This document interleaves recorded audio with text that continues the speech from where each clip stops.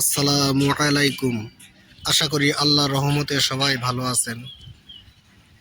আজকে আমি যে গাড়িটা নিয়ে কথা বলবো, এই গাড়িটার model Ashok Leyland 1616 IL truck.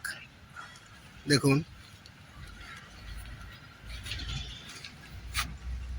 Ashok Leyland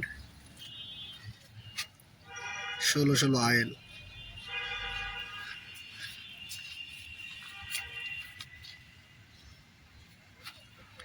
এই গাড়িটা 5 বছর অথবা 4 লক্ষ কিলোমিটার পর্যন্ত কোম্পানি থেকে ওয়ারেন্টি দিয়ে থাকে। শর্ত হচ্ছে, গাড়ির যদি কখনো কোনো সমস্যা হয় তাহলে সব কাজগুলো ইফাদ অটোস লিমিটেড অথবা অশোক লেল্যান্ডের অথরাইজ সার্ভিস সেন্টার থেকে করাতে হবে।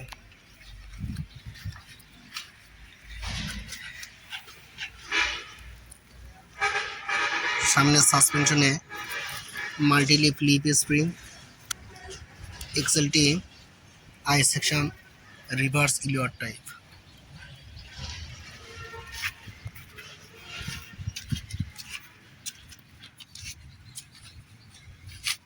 এই গাড়িটা দুইটা ধরনের হয়।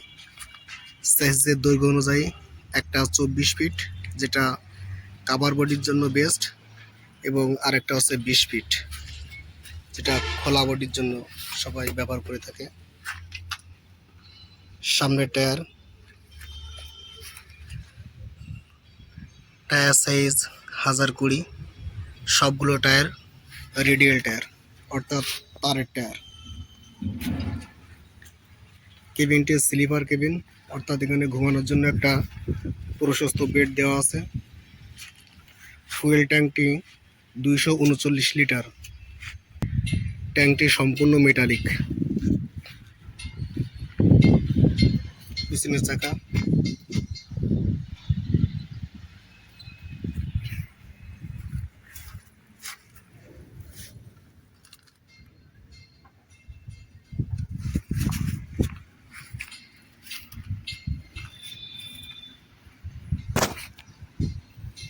পিছনের সাসপেনশন, এখানে দেখুন লিফ স্প্রিং হ্যাঙ্গারটা দেওয়া আছে। লিফ স্প্রিংটা 2 স্টেজে, এটা হচ্ছে হেল্পার, এটা হচ্ছে মেইন। ব্রেকিং সিস্টেমে সার্ভিস ব্রেক হিসেবে full air dual line S cam brake ব্যবহার করা হয়েছে, এবং এটা হচ্ছে অটোমেটিক স্ল্যাক অ্যাডজাস্টার টাইপ, অর্থাৎ যখন আপনার ব্রেক প্যাড বা ব্রেক লাইনিংটা ক্ষয় হয়ে যাবে তখন এটা অটোমেটিক ব্রেক অ্যাডজাস্ট হয়ে যাবে। আপনার যে চাকা খুলে ব্রেকিং আর অ্যাডজাস্ট করা লাগবে না, বা ড্রাম খুলে এগুলো অ্যাডজাস্ট করা লাগবে না, এটা অটোমেটিক হয়ে যাবে।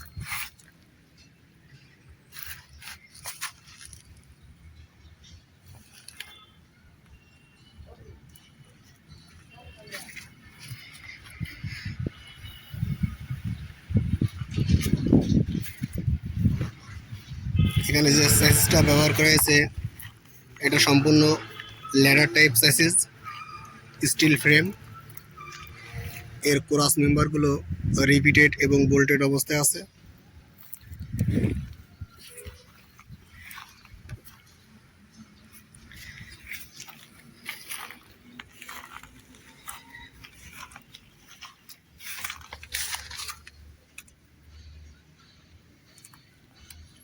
পিছনে লাইভ এক্সেল।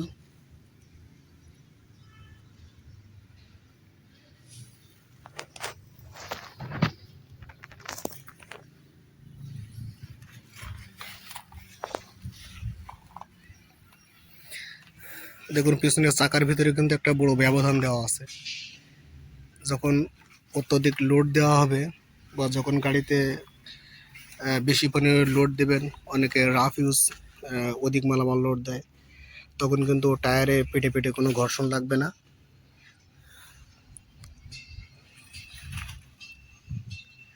সবগুলোই radial tyre.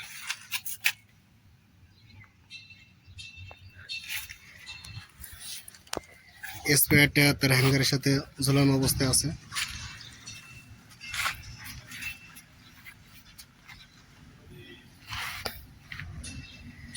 Electric power supply দেওয়ার জন্য এই গাড়িতে 12 ভোল্টের দুইটা ব্যাটারি দেওয়া আছে, 12 24 ভোল্ট।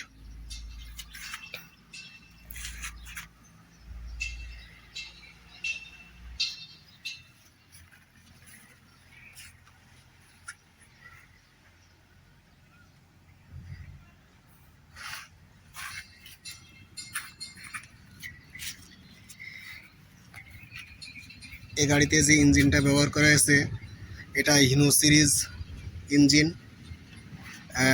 যার সিসি হচ্ছে 5759 সিসি এবং ম্যাক্সিমাম আউটপুট পাওয়ার হচ্ছে 160 horse power, maximum output torque 550 newton metre.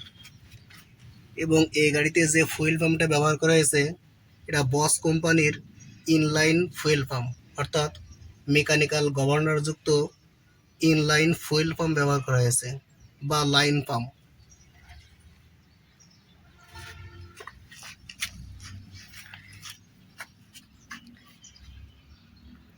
সম্পূর্ণ সিনক্রোমেশ গিয়ার বক্স ব্যবহার করা হয়েছে, জেড-এফ গিয়ার বক্স।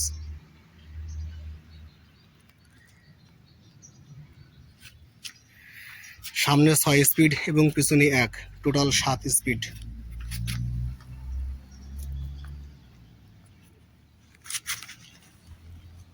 এখানে অক্সিলারি ব্রেক হিসেবে অনেকে বলে থাকেন অফার ব্রেক বা এক্সস্ট ব্রেক, যেটা ব্যবহার করা হয়েছে।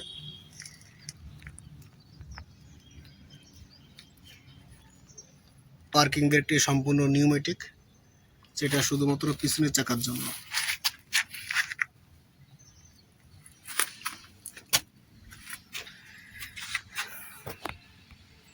কেবিনের পেছনে এখানে যে শক অ্যাবজর্ভারটা দেওয়া আছে এটা খুবই স্ট্রং এবং উন্নত মানের বড় শক অ্যাবজর্ভার দেওয়া হয়েছে। কেবিনটা হচ্ছে টিল্টিং, এটা হাইড্রোলিক মেশিন দ্বারা উপর নিচে করা হয়।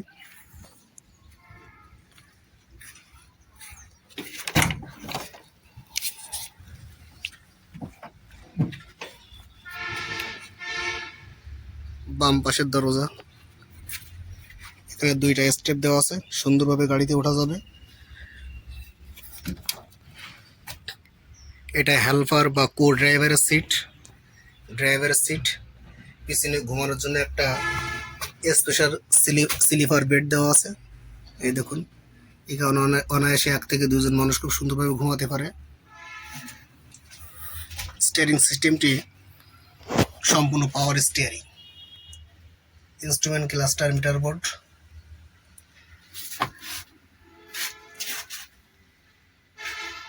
গিয়ার লিভার নব, এছাড়া আনুষঙ্গিক সব কিছু এখানে দেওয়া আছে। এই গাড়ি বিষয়ে আমার এই চ্যানেলে বিস্তারিত আরও অনেক ভিডিও দেওয়া আছে, চাইলে সেখান থেকে আপনারা খুঁটিনাটি সব বিষয় দেখতে পারেন। তো দেখুন কিভাবে বনেটটা খুলতে হয় আমি সেটা এখন দেখাবো, একটু ওয়েট করো। বনেটের এখানে একটা লক দেওয়া আছে, এখানে একটা ফ্ল্যাট ড্রাইভার ঢোকাতে হবে, দিয়ে আপনি যদি বাম পাশে একটা টার্ন নেন তাহলে এটা কিন্তু খুলে যাবে অটোমেটিক। এই যে খুলে গেছে, 2 পাশে 2টা দেওয়া আছে। এরপরে এখানে উপরে একটা স্ট্যান্ড দেওয়া আছে, কাজ করার সময় স্ট্যান্ডটা অবশ্যই এখানে লক দিয়ে রাখবেন, তাহলে সামনে বনেটটা খুব সুন্দর হবে, এরকম স্ট্যান্ড হয়ে থাকবে।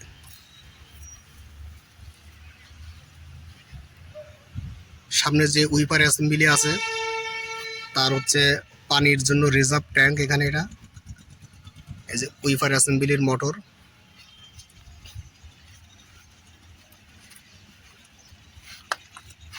ক্লাস অয়েল, আর এটা হচ্ছে অনেকে বলে হচ্ছে ব্রেক মাস্টার সিলিন্ডার বা ডুয়েল ভালভ। ভালো থাকবেন সবাই, আল্লাহ হাফেজ।